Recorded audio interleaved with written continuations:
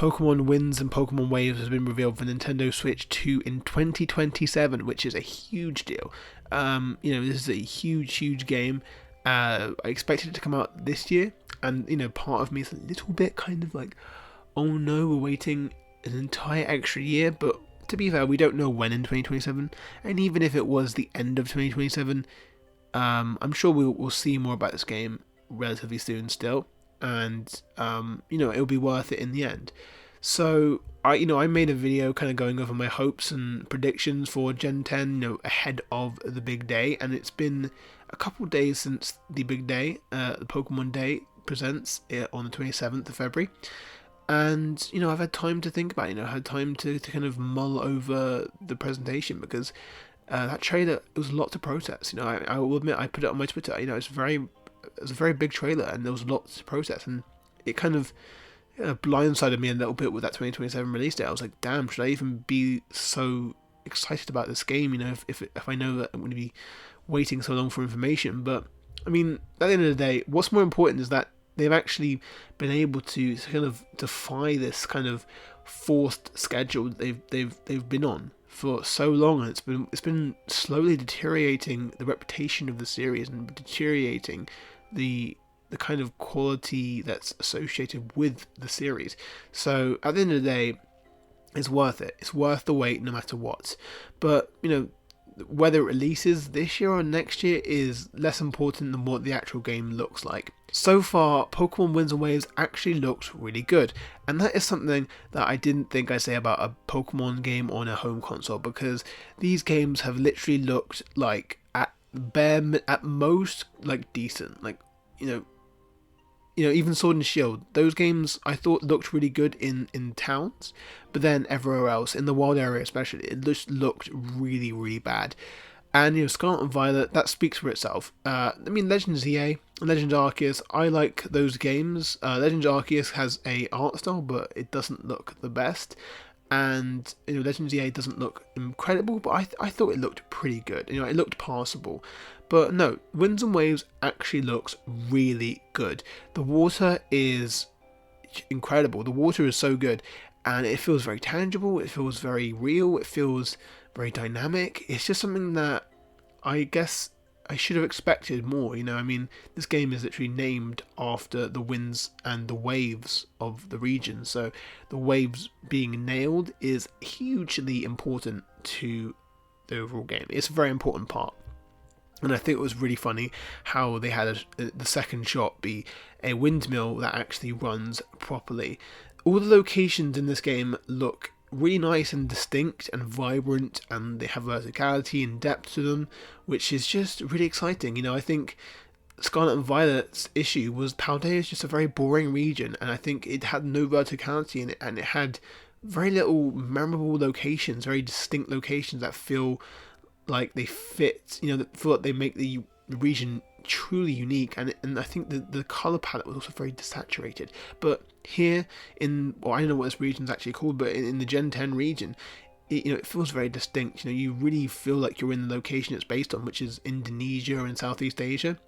And the buildings, they look all distinct. I love that resort, that octopus looking kind of resort with the slide going around it. Looks incredible. I'm really excited to explore this region, and I think the fact they've added underwater exploration, which we did know about, but the fact that it's officially confirmed here, it's just really exciting. There's going to be so much verticality and so much depth to the actual exploration.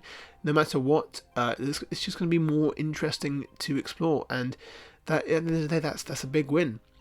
So beyond just the graphics themselves, I think the kind of the way that the Pokemon are incorporated into the world, it looks really nice. I think they do a good job of that with every single trailer. Even Scarlet and Violet's trailer did a good job at kind of incorporating the actual Pokemon into the world.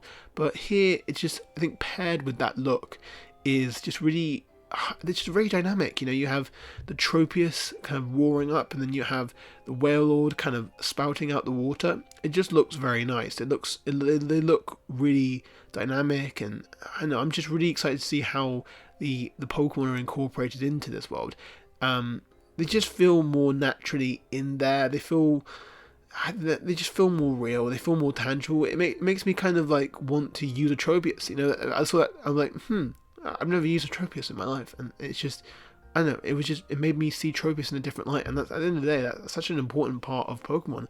I mean, Luminion, which was the ultimate forgettable Pokemon. I feel like he's almost like an icon of the region. I mean, based on leaks, obviously, but the way he glows up in the water is just like, that's just so cool, and it really gives a new love for these Pokemon, and I think that's such an important part of these games.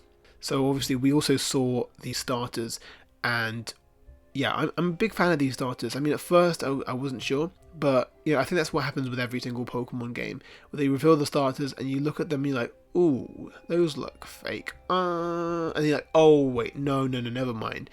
And it's like, no, actually I love them. And that's basically what happened with these. The first one, Brout, he was the one that it took me the longest to kind of come around to. I've endeared to Brout quite a bit. But at first it was just like, the eyes are just very odd. It's a very odd Pokemon, and it kind of feels a little bit like Rowlet, but like less cute and the worst designed Rowlet. Which is a little bit confusing why they're reusing a grass bird so soon, but this seems different, and I'm really interested to see how it evolves. I think it's a chickpea. I think that's what it is based on. So I'm interested to see what it's based on. In its final evolution, there's a lot of interesting birds in Indonesia and Southeast Asia, so I'm kind of hoping it goes the flightless bird route, maybe like a cassowary or an emu. Pombon, I will contain myself a little bit, that's my choice. Really love the way this one looks. I mean, it's fairly basic, it's only one colour, but it's just like, it's simple but effective. It's a Pomeranian, and it is really cute. I want it to evolve into a Fire Fairy type. And I feel like it's going to stay on all fours.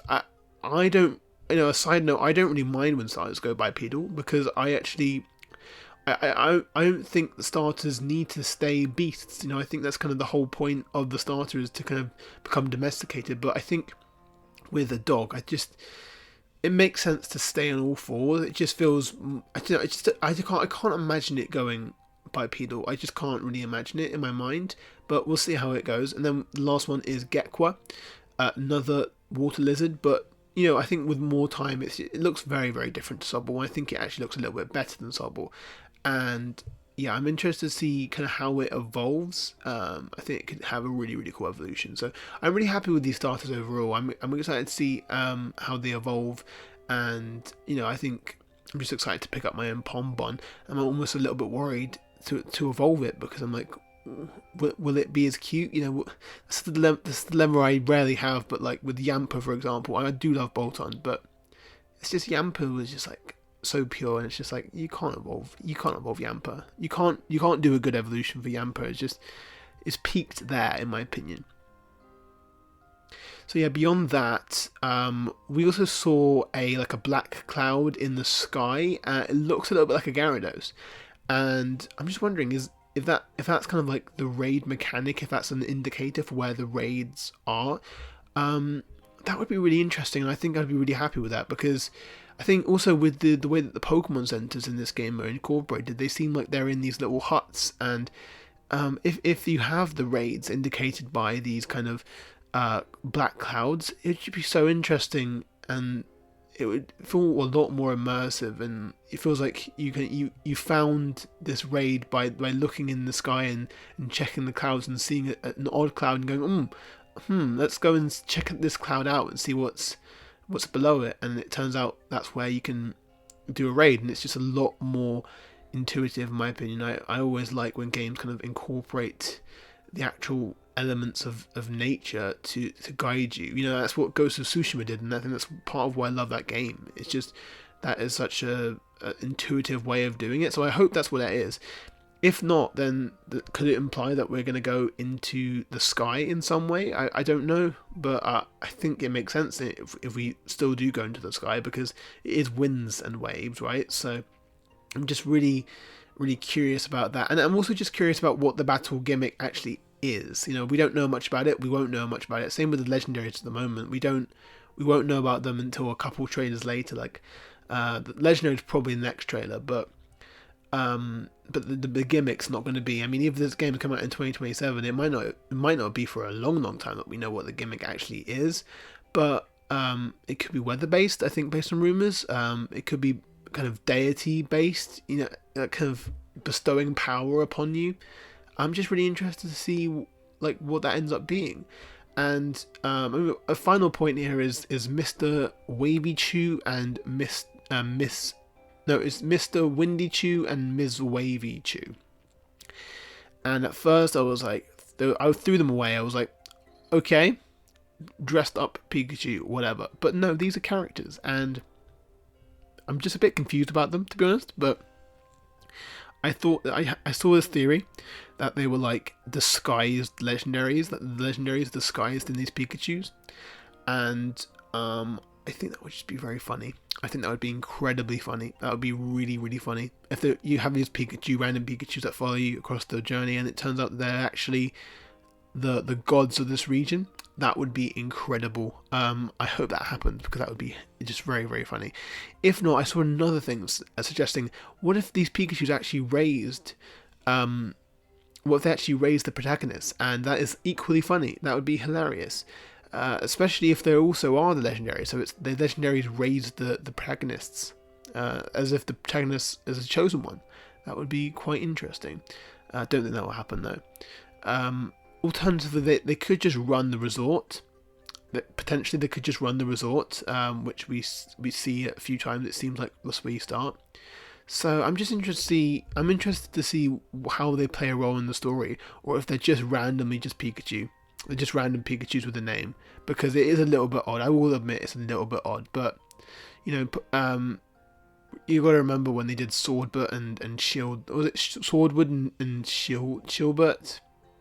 Yeah, they were very weird, and they turned out to be like the entire post game. So sometimes Pokemon can just be very weird, but yeah, I mean, if they make the legendaries disguise themselves as Pikachus, that would be incredible and hilarious. And I think some people are a little bit too intense about if that's sacrilegious to a legendary Pokemon to disguise themselves as a Pikachu, because at the end of the day, that's not what they actually look like. The Pikachus aren't going to be on the boxes, as far as I'm aware, but I think it'd be an interesting way of incorporating them. So yeah, that's kind of everything I have to say about Gen 10 at the moment. We don't know too much about it. I'm really excited to see and learn more about it. If it's coming out in 2027, I'm really kind of glad that it's taking its time. They're actually taking their time with the game and allowing themselves to kind of refine it properly.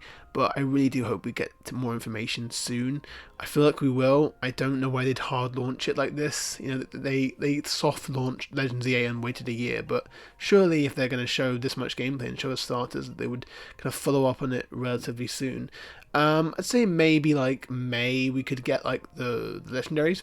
I think that would make sense. Get the legendaries in May, maybe get like a new Pokemon there as well, another new Pokemon in there, and then maybe just a new character like the Professor.